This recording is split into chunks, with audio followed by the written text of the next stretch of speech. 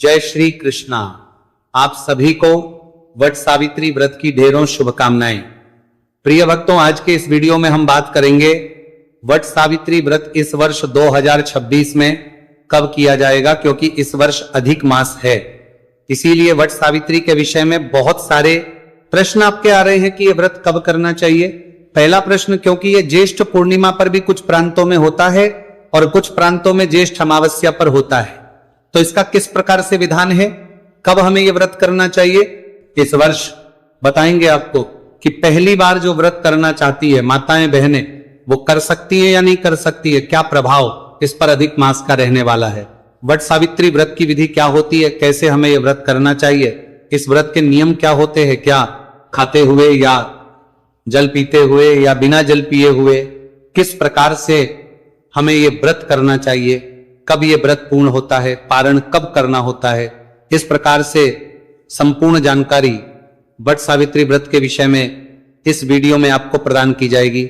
आपसे निवेदन की वीडियो यदि थोड़ा सा भी उपयोगी लगे तो एक बार लाइक अवश्य कर दीजिएगा और जितना हो सके शेयर कीजिएगा। कमेंट बॉक्स में अवश्य लिखिएगा ओम सावित्री सहिताय नमः। मां सावित्री के आशीर्वाद से आपका सुहाग दीर्घायु होगा, आपका दाम्पत्य जीवन उत्तम होगा। आप देख रहे हैं सनातन धर्म का संसार ज्योतिष संस्थान का प्रतिष्ठित यूट्यूब चैनल सनातन धर्म का संसार धार्मिक।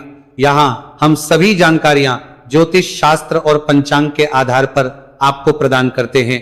आइए जानते हैं क्या महिमा है वट सावित्री व्रत की। 2 लाइनों में जो स्कंद पुराण में वर्णित है वहां से मैं शुरू करूंगा और फिर संपूर्ण जानकारी को आगे बढ़ाऊंगा। प्रिय भक्तों, वट सावित्री व्रत ये पति के निमित्त, पति की लंबी आयु के लिए किया जाने वाला और दाम्पत्य जीवन के लिए, अच्छे दाम्पत्य जीवन के लिए किया जाने वाला बड़ा ही कल्याणकारी व्रत है। जिस तरह से कुछ प्रांतों में करवा चौथ का व्रत महत्वपूर्ण है, वैसे ही यह वट सावित्री व्रत भी अत्यंत महत्वपूर्ण होता है। इसके विषय शास्त्रों में लिखा है, पुराण में वर्णन आता है। स्कंद पुराण में लिखते हैं वेद व्यास जी महाराज के सावित्री व्रत नाम सर्व पाप सौभाग्यवर्धनम नित्यम पुत्र पौत्र प्रदायकम। ये जो वट सावित्री व्रत है ये सभी पापों का नाश करता है और आपकी नित्य सौभाग्य को बढ़ाता है। आपकी संतानों को सुरक्षित रखता है, उनको सौभाग्य को जागृत करता है, आपके जीवन में खुशियां लेकर है, आपके दाम्पत्य जीवन को मजबूत बनाता है। यही तो महिमा है। जब माता सावित्री ने सत्यवान के लिए यह व्रत किया था, इसी के पुण्य प्रभाव से इसी दिन तो मां सावित्री यमराज से भिड़ गई थी और अपने पति के प्राण वापस लेके आई थी। यह ज्वलंत उदाहरण है इसका। इसीलिए इस व्रत को सभी माताओं बहनों को अवश्य करना चाहिए। आशा करता हूं इसके महत्व को आप समझ गए होंगे। कम शब्दों में समझ लिया जाए, बहुत उत्तम है ये, उत्तम पुण्य देने वाला। आज के समय में दाम्पत्य जीवन में बड़ी खटपट चलती रहती है, तो खटपट दूर होती है। अगर आप मां सावित्री की पूजा करते हैं, तो वट वृक्ष की पूजा करते हैं, तो आज के इस व्रत को, मां वट सावित्री के व्रत को आप अवश्य करें। अब प्रश्न उठेगा जी कौन कौन कर सकता है। इसको सभी सुहागिन महिलाएं कर सकती हैं और सबको करना चाहिए। जिनकी अभी सगाई हो चुकी है, ये नव विवाहिता हैं, उन सबको भी यह व्रत अवश्य रूप से करना चाहिए। अगला प्रश्न होता है कि यह व्रत किया कब जाता है। प्रिय भक्तों, यह व्रत किया जाता है ज्येष्ठ मास की अमावस्या पर। उत्तर भारत ये व्रत ज्येष्ठ अमावस्या पर किया जाता है। वहीं दक्षिण भारत की बात करें, हम कहें कि गुजरात, महाराष्ट्र आदि प्रदेशों की बात करें, तो यह ज्येष्ठ मास की पूर्णिमा पर किया जाता है। इस वर्ष यह कब किया जाएगा, क्योंकि अधिक मास है, तो इसीलिए ज्येष्ठ में इस बार 2 अमावस्या और 2 पूर्णिमा आने वाली है। तो अधिक पूर्णिमा अधिक अमावस्या पर करना है या शुद्ध ज्येष्ठ की अमावस्या पूर्णिमा पर करना है। इसके विषय में जानकारी मैं आगे प्रदान करूंगा। पहले बता दूं कि ये व्रत किया कैसे जाता है। प्रिय भक्तों, यह है, इसको करने की विधि है, निर्जल प्रातः काल उठ के स्नान आदि करें। गंगा जल युक्त जल से आप स्नान करें, बहुत उत्तम है। मां गंगे का स्मरण करते हुए आप स्नान कीजिए। स्नान आदि करके स्वच्छ वस्त्र धारण कीजिए। वस्त्र के विषय में विशेष सवाल आता है कि क्या नए वस्त्र पहनना ही आवश्यक है क्या। देखिए, ये आपकी क्षमता पर है। अगर आप नए वस्त्र ला सकते हैं, बहुत उत्तम है। अगर नहीं ला सकते तो कोई बात नहीं, आप पुराने पहने, लेकिन स्वच्छ वस्त्र, धुले हुए साफ वस्त्र होने चाहिए और उनका रंग जो सुहाग के हो, लाल रंग का हो तो सर्वोत्तम कहा गया है। लाल रंग पहने सुहाग की जितनी भी निशानियां कही गई हैं उन सबको आपको आज धारण करना चाहिए। मंगलसूत्र पहनना चाहिए, मांग में सिंदूर लगाना चाहिए, बिंदी, चुटकी आदि सभी पहनने चाहिए। जैसे एक नवविवाहिता का श्रृंगार रहता है उसी प्रकार से सभी सुहाग की वस्तुओं को पहन के आपको अपना श्रृंगार करना चाहिए। श्रृंगार करने के बाद वट वृक्ष की जड़ों में पूजन किया जाता। अब आप कहेंगे पंडित जी इसको व्रत को करते कैसे हैं? तो देखिए, सुबह उठने के बाद स्नान आदि से निवृत्त होके तैयार होके आप पूजा करेंगे वट वृक्ष की। तो संक्षेप में पहले पूजा की विधि जान लेते हैं, फिर मैं बताऊंगा कि इस व्रत को करना कैसे है, इसमें क्या खाना है क्या नहीं खाना है, जल पीना है कि नहीं पीना है। तो थाली सजाइए पूजा के लिए। पूजा की थाली में कुछ सामग्री आवश्यक है, जैसे भीगे हुए चने, रात्रि को ही चने भिगो दीजिएगा थोड़े से, वो पूजा में अवश्य प्रयोग होंगे। भोग प्रसाद के रूप रोली, मोली, पान सुपारी यदि हो तो वह ले लीजिएगा, अन्यथा केवल रोली मोली लीजिए। धूप दीप लीजिए, अक्षत अवश्य ले लीजिएगा, लोटे में जल लीजिएगा, एक कलश ले लीजिएगा, कलश भी स्थापित किया जाता है। नारियल हो तो आप नारियल भी रख लीजिएगा। लाल रंग का एक वस्त्र लीजिएगा। ये सारी सामग्री एकत्र कीजिए और पूजा स्थल पर पहुंचिए। अब प्रश्न उठता है जी कि हमारे यहां तो बरगद का पेड़ ही नहीं है, क्योंकि इसकी पूजा की जड़ों में ही की जाती है। जिनके यहां बरगद का पेड़ ना हो तो इसका एक ऑप्शन यह हो सकता है कि आप बरगद की कोई टहनी तोड़ के ले आए, कोई डंडी तोड़ के ले आए जिसमें पत्ते भी हो, उसको अपने घर में किसी गमले में लगा दे और उसको बरगद समझ के उसकी पूजा करें। तो आप बरगद का जो भी आपके पास पेड़ है तो पेड़ पे जाके स्थान पर बैठे, और अगर घर में लगाया है अपने गमले में तो वहां पे साफ सफाई कीजिए, अच्छे से बरगद की जड़ों में को स्थापित कर दीजिए। कलश के नीचे थोड़े से गेहूं के दाने रख दीजिएगा, या बाजरा है तो बाजरा, अगर चावल है तो थोड़े से चावल रख दीजिए, उसके ऊपर कलश को विराजमान कीजिए। कलश पर पूर्ण पात्र रखिए और उसके ऊपर नारियल को रख दीजिए। अगर लाल वस्त्र लाए हैं तो वो उस पर लपेट दीजिए। इसके बाद आप वटवृक्ष जो है ना उनको 4 बार जल देंगे। 4 बार जल देने का जो मंत्र है वो मैं आपको बता रहा हूं, जल कैसे देना है। देखिए, सबसे पहले फिर अर्घ्य, फिर आचमनी और तदोपरांत स्नान, इसीलिए 4 बार जल दिया जाना चाहिए। मंत्र में बता देता हूं, 4 बार के मंत्र रहेंगे। पहले जल अर्पित कीजिए, ओम वटदेवाय रूपाय नमः। दूसरी बार जल देंगे तो बोलिएगा ओम ब्रह्म रूपाय नमः। तीसरी बार जल दीजिए ओम सावित्री सहिताय नमः और ओम सावित्री देवाय सहिताय नमः। चौथी बार ये बोलते हुए जल अर्पित कर दीजिए। इस प्रकार 4 बार आपने जल अर्पित करना है।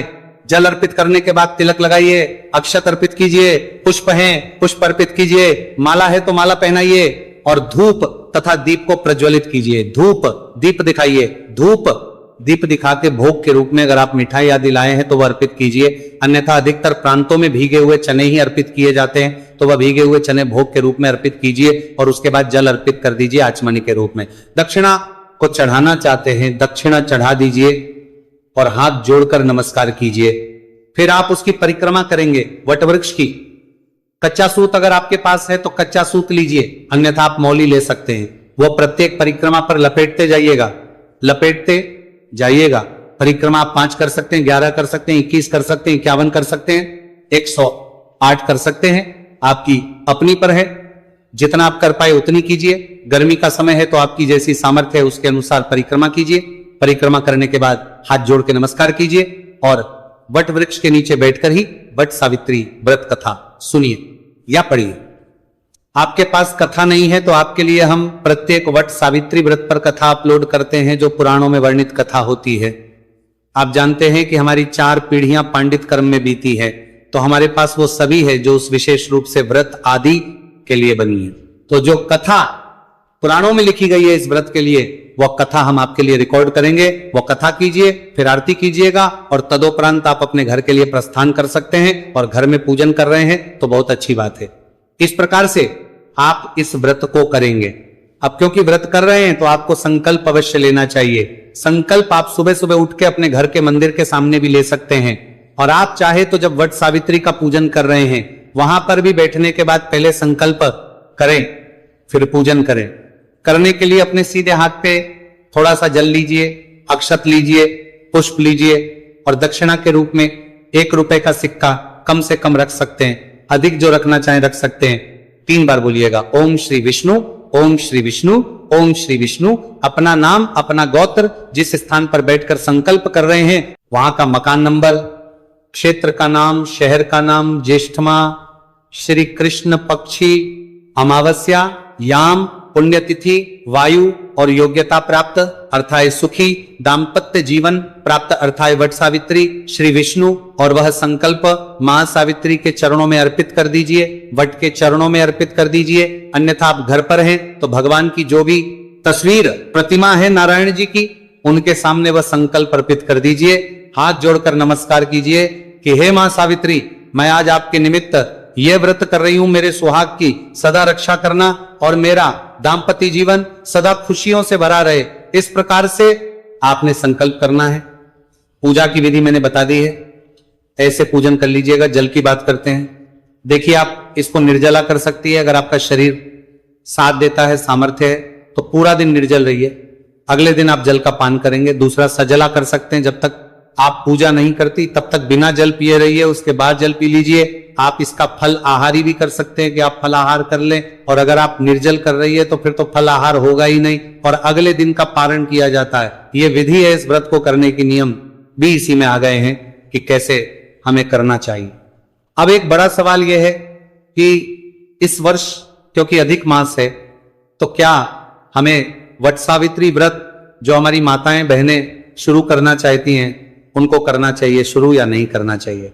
देखिए, यूं तो ये अधिक मास से पहले व्रत आ रहा है, परंतु इसका पारण कब होगा? इसका पारण अधिक मास में प्रतिपदा को ही होगा, अधिक ज्येष्ठ शुक्ल प्रतिपदा को इसका पारण होगा। इसीलिए जो भी माताएं बहनें पहली बार व्रत करना चाहती हैं वो व्रत ना करें तो उत्तम रहेगा, क्योंकि जो अधिक मास होता है तो उसमें कोई भी नया व्रत ना शुरू किया जाता है, ना ही उद्यापन किया जाता है। तो आप अगले वर्ष से इस व्रत को उठाइएगा। आप पूजा कर सकते हैं, मां सावित्री की कथा सुन सकते हैं, व्रत ना कीजिएगा। यहां आपके प्रश्न आते हैं कि चाय पी सकते हैं क्या? अगर आप निर्जल व्रत कर रहे हैं तो आपको नहीं पीनी चाहिए, सजला रहे हैं, फलाहार करते हुए कर रहे हैं तो पी सकते हैं, परंतु मूलतः हमें सदा इसके त्याग के पक्ष में ही हूं, क्योंकि शास्त्र कहते हैं कि हमें व्यसन युक्त कोई भी वस्तु व्रत में नहीं ग्रहण करनी चाहिए। और अगर आप शास्त्रीय विधान के अनुसार देखें तो चाय जो है एक प्रकार के नशीले पदार्थ में ही आती है, तो आप अगर चाय का सेवन ना करें तो सबसे उत्तम रहेगा। अब बात करते हैं कि यह वट सावित्र व्रत इस वर्ष 2026 में किया कब जाएगा। तो प्रिय भक्तों, जैसा कि मैंने बताया, वट सावित्री व्रत ज्येष्ठ मास शुद्ध ज्येष्ठ अमावस्या को किया जाता है। उत्तर भारत में जिस दिन अमावस्या सूर्य के मुख से होती है उस दिन हमें वट सावित्री व्रत करना चाहिए, और इसमें भी दोपहर के समय का बड़ा महत्व है, क्योंकि दोपहर का ही वो समय है जब मां सावित्री अपने पति सत्यवान के प्राण और यमराज से लेके आई थी, और इसीलिए उसी समय का रूप से विधान कहा गया है। तो इस नियम को ध्यान में रखते हुए, क्योंकि अमावस्या तिथि की शुरुआत हो रही है 16 तारीख की सुबह, सूर्योदय से पहले ही लगभग 5 बजे अमावस्या शुरू हो जाएगी 16 तारीख को, और 16 तारीख के रात्रि को 12 बजे के बाद जब 1:30 होगा, 17 तारीख लग गई होगी, तब यह समाप्त होगी। तो 16 तारीख को पूरा दिन अमावस्या है, सूर्य के मुखद्वार है, आत्मा से भी अमावस्या है, तो 16 मई को है वट सावित्री व्रत किया जाएगा। जो ज्येष्ठ अमावस्या पर व्रत करते हैं उनके लिए, और गुजरात, महाराष्ट्र आदि जो प्रदेश है वहां पर, क्योंकि ये व्रत जो है वो ज्येष्ठ पूर्णिमा को किया जाता है, तो इसके लिए इस वर्ष उनको प्रतीक्षा करनी पड़ेगी, क्योंकि बीच में पूरा 1 महीने का अधिक मास आएगा, उसमें वट सावित्री व्रत नहीं होगा। शुद्ध ज्येष्ठ पूर्णिमा जब आएगी जून 29 को, तब आप इस व्रत को करेंगे। 29 जून को कुछ प्रांतों में ये जो व्रत है, यह व्रत 3 दिन तक चलता है, तो वह 3 दिन तक चलने वाला जो व्रत है वो आरंभ होगा 27 जून को।